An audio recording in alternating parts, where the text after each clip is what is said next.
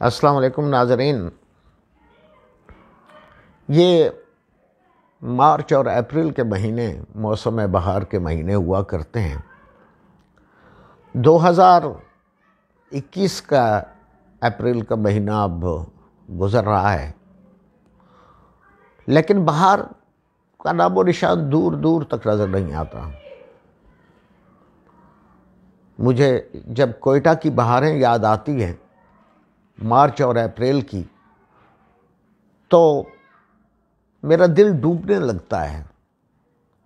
ان یادوں کو ذہن میں لا کر، ان خوشگوار اور خوبصورت مسکراتی ہوئی بہار کو ذہن میں لا کر، جو کہیں 80 سے 90 اور 2000 تک ہوا کرتی تھی۔ سب سے پہلے بادام کے درختوں پہ سفید سفید کلیاں نکھرتی تھیں، پھر موتیا اور چنبیلی کے پھولوں کی خوشبو کی مہک چار سو پھیلی ہوئی ہوتی تھی۔ درخت جو سردیوں کے موسم میں بالکل سوکھ جاتے تھے، اور عطا شاد نے کہا تھا مجھ شاخ برہنہ پہ سجا برف کی کلیاں، پت جھڑ پہ تیرے حسن کا احسان ہی رہ جائے۔ تو وہ برف کی کلیاں ہٹ جاتی تھی بہار کے موسم میں، اور نئی کلیاں اور ہر طرف سبزہ اور باغ و بہار، اور وہ بڑے خوبصورت دن اور ٹھنڈا موسم اور ہلکی خنک ہوا، وہ شامیں، وہ صبحیں۔ کوئٹہ کی صبحیں بھی خوبصورت تھیں، کوئٹہ کی شامیں بھی شاندار ہوا کرتی تھیں۔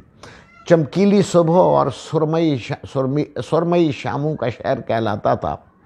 ہنا اڑک پہ ہمارا وہ ہر اتوار اور ہر جمعے کے دن موٹر سائیکلوں پہ نکل جانا، وہاں گھومنا پھرنا، بلکہ کئی چاند راتیں ہم نے ہنا لیک کے کنارے پر پہاڑی، جو چھوٹی سی پہاڑیاں ہیں، ان کے اوپر بیٹھ کر گزاری، اور وہ چاندنی رات بھی ہوتی تھی۔ ہنا جھیل کا خوبصورت پانی بھی ہوتا تھا، اور اس میں چاند کی کرنیں پڑا کرتی تھیں، اور وہ دوست اور احباب، وہ محفل دوستاں، وہ محفل احباب، اب کتنی یادیں دہرائی جائیں۔ پھر وہ ہنا جھیل سے اڑک کی آبشار پر جانا اور وہاں لطف اندوز ہونا، پھر کھجوری باغ اور بی بی نانی، اور وہاں جا کر اچھا اب کچھ واقعات بھی میرے ذہن میں آ رہے ہیں۔ مثلا یہ ٹھیک ہے، زیارت اور یہ بی بی نانی اور جو تفریحی مقامات تھے، یہاں جانا تو ہوتا ہی تھا، لیکن 2 مرتبہ ایسا ہوا کہ میں ڈوبتے ڈوبتے اللہ تعالیٰ نے مجھے بچا لیا۔ حالانکہ اس وقت میری کیفیت یہ تھی کہ میں پانی کے مکمل طور پر اندر جا چکا تھا، اور میرے حلق سے چیخ بھی نہیں نکل رہی تھی۔ ایک بار تو یہ واقعہ کھجوری باغ کی، وہ جو بہت سا پانی ہے وہاں، اور وہاں ہم سب یونیورسٹی کے اسٹاف کے سب لوگ ہم گئے ہوئے تھے، تو وہاں پر میں وہ ایک سطح اونچی ہے اور کسی کسی جگہ پہ گہرے گڑھے ہیں، تو میں اونچی جگہ پر کھڑا تھا۔ یکدم میں نے ایک قدم آگے بڑھایا تو میں پانی کے اندر چلا گیا، اور اس وقت میری چیخیں بھی نہیں نکل رہی تھیں۔ میں نے ہاتھ بھی اوپر میں نکالنے کا مجھے خیال نہیں رہا، لیکن اللہ تعالیٰ نے میری اتنی مدد کی کہ ایک سٹیپ آگے رکھتے ہی وہ دوسری اونچی جگہ آ گئی، اور پھر میں پانی سے باہر کھڑا تھا۔ اسی طرح دوسرا موقع، ایک بار ہم بوستان جو ایک جگہ ہے، وہاں قریب ہی ایک ندی تھی، اور پہاڑوں کا پانی وہاں آتا تھا۔ ہم اب بھی وہاں اس زمانے میں نوجوان تھے، وہ موٹر سائیکلیں ہم نے، وہ سڑک کے اوپر ایک کازوے بنا ہوا تھا اس پانی کے لیے، ہم نے وہاں کھڑی کر دیں، اور خود ہم نہانے میں اور ادھر ادھر گھومنے پھرنے میں مصروف ہو گئے۔ اچانک ہمیں ایسا ایک شور سا سنائی دیا، اور ہمیں کچھ پتہ نہیں چلا کہ کیا ہوا ہے۔ حالانکہ ایک آدمی پہاڑی پر بیٹھا ہوا تھا، اور وہ بیچارہ چیخ چیخ کر ہمیں بتا رہا تھا کہ پانی آ رہا ہے، یہاں سے ہٹ جاؤ ہٹ جاؤ۔ وہ پہاڑی پانی، آپ کو اندازہ ہے کہ کتنے پریشر کے ساتھ پہاڑوں سے جب آتا ہے تو یکدم اس کے آگے جو چیز بھی آئے وہ اسے بہا کر لے جائے۔ وہ پانی کا ریلا آیا، اور ہم لوگ وہاں گہری کھڈ میں چلے گئے۔ لیکن وہاں بھی اللہ تعالیٰ کا کرنا یہ ہوا کہ ہم سے ہمارے منہ سے کوئی چیخ نہیں نکلی. میں بھی تھا اور میرا چھوٹا بھائی بھی میرے ساتھ تھا. ہاں ہمارے پاس موٹر سائیکل بھی تھے, وہ موٹر سائیکل بھی پانی میں چلے گئے, وہ بعد میں ہم نے نکال لیے, لیکن ہم میں اللہ نے بچا لیا. بس یہ اس کا مالک کا کرم ہے. اب میں ڈر کے مارے پانی کے قریب بھی نہیں جاتا. خیر وہ ذکر میں کوئٹہ کی موسم میں بہار کا کر رہا تھا. تو ملک پہ اس وقت جو کیفیت ہے وہ بہار کا تو دور دور تک کوئی نشان ہی نہیں. ایک تو کرونا کی خزائیں ہیں, عالمی وبا ہے. چلو یہ تو اب اللہ تعالیٰ کا یہ فرمان بھی ہے کہ زمانے کو برا نہ کہو, کیونکہ زمانہ میں خود ہوں. ہم زمانے کو تو برا نہیں کہہ سکتے, کیونکہ اگر یہ وبا پوری دنیا میں آئی ہے تو یقیناً یہ ہماری گناہوں کا اسے ایک سزا کہنا چاہیے. لیکن گناہ کی بات جب میں کرتا ہوں, میری مراد انسان کے ذاتی گناہ نہیں ہوتے. ہر انسان غلط کار ہے اور اس سے گناہ ہوتے ہیں.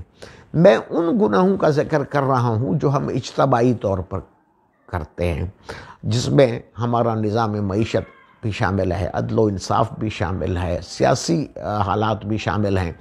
یعنی جو چیز بھی اجتماعی طور پر کی جاتی ہے وہ بڑی گھناؤنی ہے. اور وہ بڑی اچھا شعر ہے کہ فطرت افراد سے اغماض بھی کر لیتی ہے. فطرت افراد سے اغماض بھی کر لیتی ہے, کبھی کرتی نہیں ملت کے گناہوں کو معاف.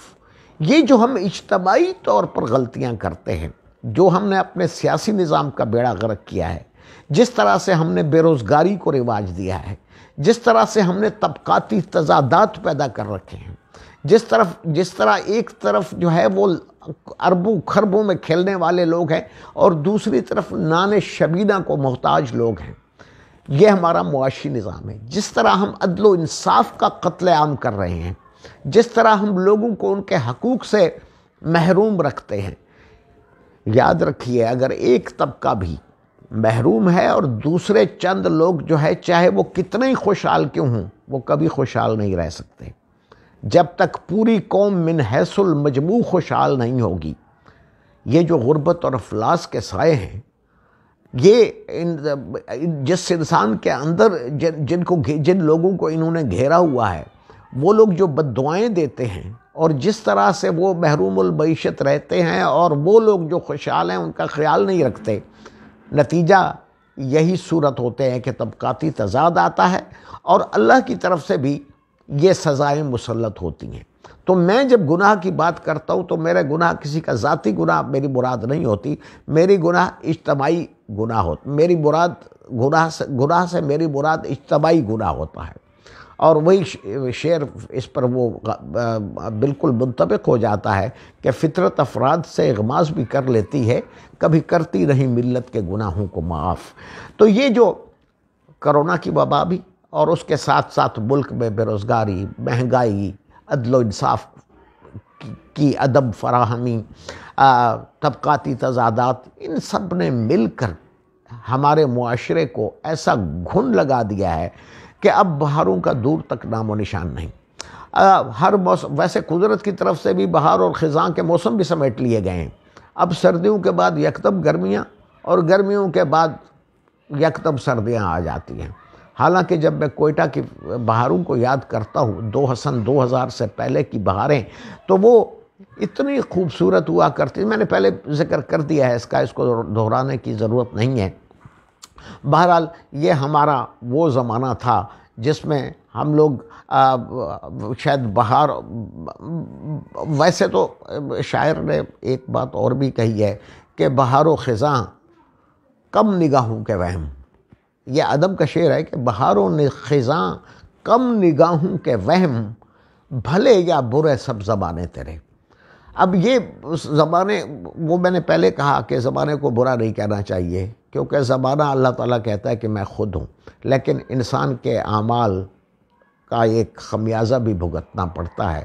انسان کو اپنے عدل و انصاف فقط حشر پہ موقوف نہیں, عدل و انصاف فقط حشر پہ موقوف نہیں, زندگی خود بھی گناہوں کی سزا دیتی ہے۔ ہم یہ سمجھتے ہیں کہ بس آخرت میں ہوگا، عذاب ہوگا، ثواب ہوگا، نہیں، یہاں بہت سے معاملات، ہر چیز کی قیمت ادا کرنی پڑتی ہے۔ اگر ہم اچھا کریں گے تو اس کا بدلہ بھی اچھا ہوگا قدرت کی طرف سے، اگر ہم برا کرتے ہیں تو اس کا بدلہ بھی برا اسی دنیا میں ہی مل جاتا ہے۔ آخرت میں تو بہرحال جو کچھ ہونا ہے وہ ہونا ہی ہے۔ لہٰذا ہمیں اپنی اس زندگی کو اگر خوبصورت بنانا ہے تو یہ چھوٹا سا میسج بھی ہے کہ اپنی حدود سے تجاوز نہ کریں، اور اجتماعی طور پر کوشش کریں کہ معاشرہ متوازن ہو، بیلنسڈ ہو۔ اگر اس میں بیلنس نہیں ہوگا تو پھر اسی قسم کی وبائیں بھی آئیں گی، قحط بھی آئیں گے، طوفان بھی آئیں گے، سیلاب بھی آئیں گے، حادثے بھی ہوں گے۔ اللہ تعالیٰ محفوظ رکھے۔ اجازت دیجیے، اللہ حافظ۔